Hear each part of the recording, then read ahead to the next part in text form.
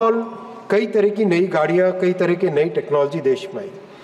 अध्यक्ष जी, record electrification हुआ। भारत में अपना खुद का पेट्रोलियम रिजर्व बहुत लिमिटेड है, तो ज़रूरी है कि इलेक्ट्रिफिकेशन हम मैक्सिमम करें। जो 60 वर्षों में 21,000 किलोमीटर हुआ था माननीय अध्यक्ष जी, और इन 10 वर्षों में 44,000 किलोमीटर इलेक्ट्रिफिकेशन हुआ। डीजल के खर्चे में करीब 5,000 करोड़ रुपए का बचत ऑलरेडी हो चुकी है और भी लगातार इसमें डेवलपमेंट हो रहा है। अध्यक्ष जी, नॉर्थ ईस्ट के बारे में केवल लुक ईस्ट चलता था, आज एक्ट ईस्ट की पॉलिसी है और नॉर्थ ईस्ट के करीब मैं डिटेल में भी इस पे चर्चा रखूंगा।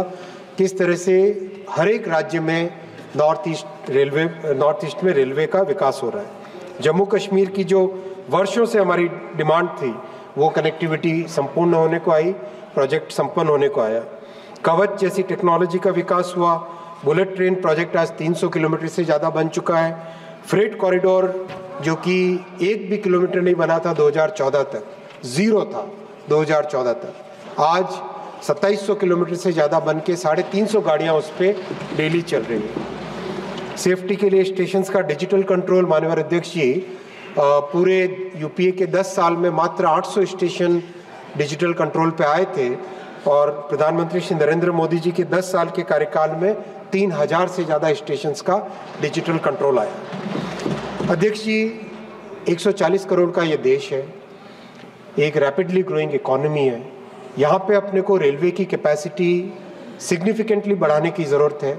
जो 50-60 वर्षों तक जिस तरह से रेलवे में इन्वेस्टमेंट की कमी रही और जिसके कारण रेलवे, अगर हम देखें तो हाईवे में इन्वेस्टमेंट खूब हुआ, रेलवे में इन्वेस्टमेंट नहीं हुआ। लेकिन रेलवे एक अच्छा सेफ और एनवायरनमेंट फ्रेंडली मीडियम है। तो प्रधानमंत्री श्री नरेंद्र मोदी जी ने 14 में जिम्मेदारी संभालने के तुरंत बाद में, जहां 25-30 हज़ार करोड़ के आसपास का बजट होता था रेलवे का, उसको बढ़ा के 2,52,000 करोड़ का बजट किया और हर राज्य को रिकॉर्ड एलोकेशन मिला है और काम में भी बहुत अच्छी तेजी आई है। अगर हम नए ट्रैक की बात करें तो जहां मात्र यूपीए के सरकार के समय 14,000-15,000 किलोमीटर के आसपास बने थे, इन 10 वर्षों में 31,000 किलोमीटर्स नए रेलवे ट्रैक बने। पिछले एक वर्ष में ही अध्यक्ष जी 5,300 किलोमीटर नए रेलवे ट्रैक बने, जो कि पूरे स्विट्जरलैंड के रेलवे नेटवर्क से भी ज़्यादा है। यानी एक समृद्ध देश के रेलवे नेटवर्क जितना है उतना 2 साल लगातार भारत के रेलवे नेटवर्क में ऐड हुआ है। ये एक बहुत बड़ी उपलब्धि है इस देश की। ये एक प्रधानमंत्री जी के विजन का बहुत बड़ा एक उदाहरण है कि कैसे प्रधानमंत्री जी ने देश के विकास के लिए, एक विकसित भारत के लिए नींव रखी है। सेफ्टी पे बहुत ध्यान दिया गया। जहां 7-8 हज़ार 10,000 करोड़ का इन्वेस्टमेंट होता था, अब 1,08,000 करोड़ का इन्वेस्टमेंट होता है। इसके रिजल्ट भी आए, मैं आपको डिटेल में इसके बारे में बताऊंगा। अध्यक्ष जी, मेंटेनेंस के तौर तरीके में बदलाव हो, रिक्रूटमेंट हो, हर एक क्षेत्र में, रेलवे के हर क्षेत्र में इन 10 वर्षों में अभूतपूर्व काम हुआ है। लेकिन इस काम पे प्रधानमंत्री जी का हमेशा ये कहना है कि 2 टर्म में जो फाउंडेशन ले हुई है वो फाउंडेशन है, और इस तीसरी टर्म में, मोदी जी की इस तीसरी टर्म में 3 गुना मेहनत करके विकसित भारत के लिए एक बेस बनाना है, जिससे कि आगामी कई वर्षों तक देश को और देशवासियों को रेलवे का लाभ मिलता रहे। अध्यक्ष जी, मैं तीसरे विषय पे आता हूँ। कई मान्यवर सांसदों ने प्राइवेटाइजेशन हो जाएगा इस बिल से, ऐसा एक नैरेटिव बनाने की कोशिश की। अध्यक्ष जी, मैं बहुत सिंसियरिटी के साथ कहना चाहूँगा कि ये एक फेक नैरेटिव बनाने की जो कई मान्यवर सांसदों ने कोशिश की, कृपया इसका प्रयास न करें।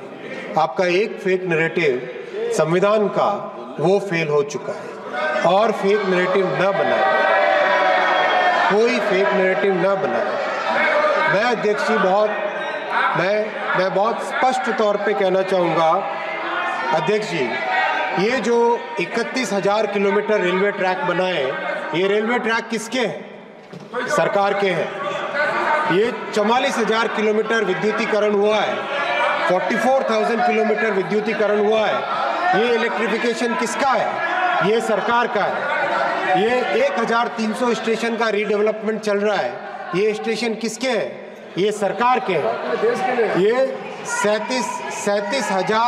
37,000 LHB कोच बने, ये किसके हैं? ये देश के हैं, 140 करोड़ देशवासियों के हैं। कहीं प्राइवेटाइजेशन का कोई इसमें प्रश्न नहीं है।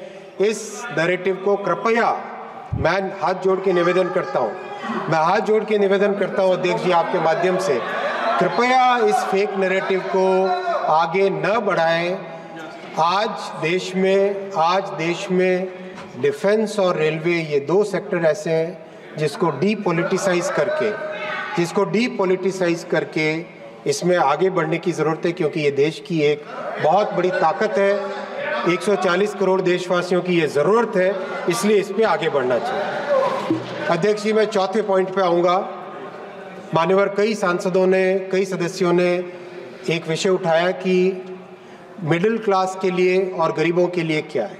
मैं बहुत स्पष्ट तौर पे कहना चाहूँगा माननीय अध्यक्ष जी, जो हमारे रेलवे का पूरा फोकस है गरीब और मिडिल क्लास परिवारों पे, और इसीलिए आप देखेंगे जो रेशियो था जनरल और एसी कोचेस का, यानी एसी और नॉन एसी कोचेस का, नॉन एसी कोचेस करीब 2/3 रहते हैं और एसी कोचेस 1/3 रहते हैं। उस पूरे के पूरे रेशियो को लगातार मेंटेन किया गया, लेकिन जब देखा गया कि जनरल कोच की डिमांड कई मान्यवर सांसदों ने की, उसके बाद में जनरल कोच की मैन्युफैक्चरिंग का एक स्पेशल प्रोग्राम लिया गया है, जिसमें करीब 12,000 जनरल कोच स्पेशली बनाए जा रहे हैं। ऑलरेडी इस फाइनेंशियल ईयर में करीब 900 जनरल कोच एक्स्ट्रा ऐड किए जा चुके हैं और 10,000 कोच का मैन्युफैक्चरिंग का टारगेट पे चल रहा है।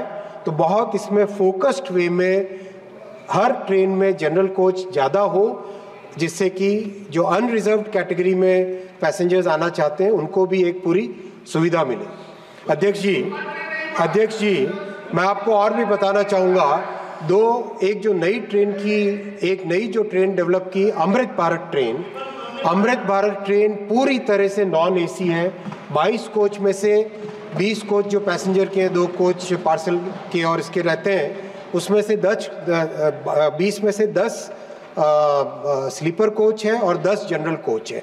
और इसमें वही टेक्नोलॉजी लगाई गई है जो कि वंदे भारत में ऑटोमेटिक कपलर्स की, अंदर बेटर क्वालिटी की सीट्स की, चार्जिंग पॉइंट्स की, टॉयलेट्स एकदम नई डिज़ाइन के, जो वायडक्ट होता है, जो वेस्टिब्यूल होता है वो लेटेस्ट डिज़ाइन का, नॉइज़ और झटकों से कोई पूरी तरह से मुक्ति। तो वो दोनों ट्रेन्स अच्छी चली हैं, करीब जनवरी से अब तक 10 महीने चल चुकी हैं, और अब उसमें 50 और ट्रेन का अनुभव के आधार पे कि नई गाड़ी बनाए, उसमें जो अनुभव आए उस अनुभव के आधार पे 50 और गाड़ियों का प्रोडक्शन प्लान हाथ में ले लिया ऑलरेडी। आगामी जनवरी के महीने से या ज़्यादा से ज़्यादा फरवरी के महीने से हर महीने 2-2, 3-3 ट्रेन अमृत भारत की नई आने लगेगी, जो कि देश में अध्यक्ष जी 1000 किलोमीटर की जर्नी मात्र 400 रुपये में, इतना अफोर्डेबल मेरे ख्याल से दुनिया में और कोई देश ऐसा नहीं होगा जिसमें 1000 किलोमीटर 400 रुपये के आसपास के फेयर में करवाए, इतना और अच्छी सुविधा। अध्यक्ष जी साथ ही साथ मिडिल क्लास के लिए नमो भारत ट्रेन का डेवलप किया गया है। ये डेवलपमेंट बहुत ही सोच समझ के किया कि जो कम डिस्टेंस के शहर हैं, जैसे मान लीजिए लखनऊ से कानपुर हुआ, मान लीजिए बेंगलुरु से मैसूरू हुआ, इस तरह के जो शॉर्ट डिस्टेंस के जो 2 सिटी के पेयर्स हैं उनके बीच में हाई फ्रीक्वेंसी से ट्रेन चल पाए, जैसा यूरोप में रीजनल ट्रेन्स होती है उस तरह की शटल की तरह लगातार ज़्यादा फ्रीक्वेंसी से चल पाए। उसकी भी 2 ट्रेन्स ऑलरेडी बन चुकी है। पहली ट्रेन को डिप्लॉय किया गया भुज से अहमदाबाद के बीच में, और उसके करीब 10 महीने 12 महीने उसका अनुभव देखेंगे। अनुभव के आधार पे और भी उसमें फिर बड़ी मात्रा में नमो भारत ट्रेन्स भी बनाई जाएगी। जो मेमू ट्रेन जो कि बहुत ही पॉपुलर है और उसकी बहुत डिमांड आती है माननीय सांसदों से, उसके भी इस साल में 600 कोच बने हैं, यानी 10 कोच की एक ट्रेन हो तो करीब 60 नई ट्रेन बनी है।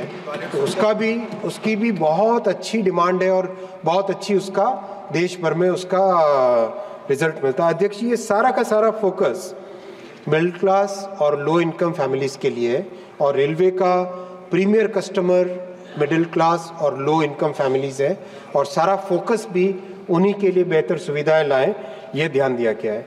अभी छठ का और दिवाली का जो फेस्टिवल सीज़न था उसमें भी विशेष ध्यान देके 7,900 स्पेशल ट्रेन चलाई गई और 1,80,00,000 पैसेंजर्स ने ट्रेन से ट्रैवल किया। अध्यक्ष जी, एक दो बार तो ऐसा भी हुआ, इन सबका आशीर्वाद मिला, उधना में एक साथ 40,000 लोग आए अचानक, फिर भी 7-8 घंटे 10 घंटे के अंदर अंदर उन सब के लिए व्यवस्था करके बहुत ही अच्छे तरीके से व्यवस्था करके उनको अपने गंतव्य तक पहुंचाने की व्यवस्था की गई।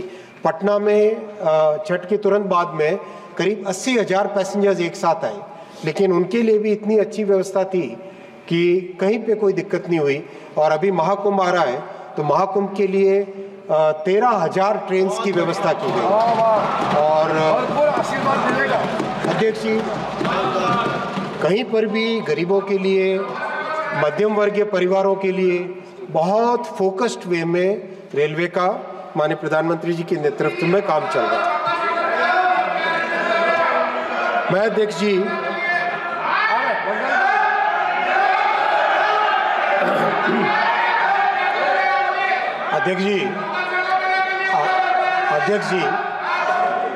बहुत सारे माननीय सांसदों ने सेफ्टी के, दादा बैठिए, आपके बंगाल से भी महाकुंभ के लिए गाड़ियाँ हैं। तो बहुत सारे माननीय सांसदों ने सेफ्टी के बारे में कंसर्न रेज किया और इसको हम बहुत सीरियसली, इस विषय को बहुत सीरियसली लेना चाहिए और मैं निवेदन करूंगा कि इसको आप कृपया सारे विषय को ध्यान से अगर आप सुने समझें और अपने सुझाव दें तो उसका देश के लिए उपयोग होगा।